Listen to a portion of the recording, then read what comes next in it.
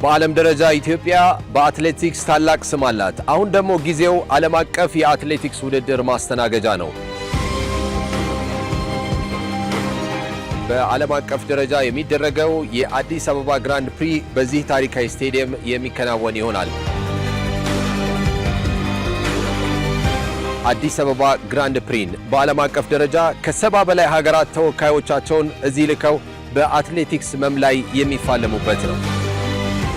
ኢትዮጵያውያን የኢትዮጵያ ሻምፒዮን አሸናፊዎችም በዓለም መድረክ ላይ በአዲስ አበባ ስቴዲየም ፉክክራቸውን ያደርጋሉ።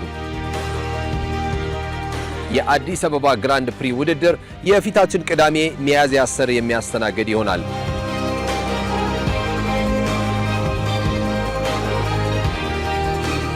ይህንን የአንድ ቀን የዓለም አቀፍ ውድድር ወደ እናንተ ወደ ክቡራን ተመልካቾች በኦቢኤን በተለያዩ አማራጮች መመልከት ትችላላችሁ።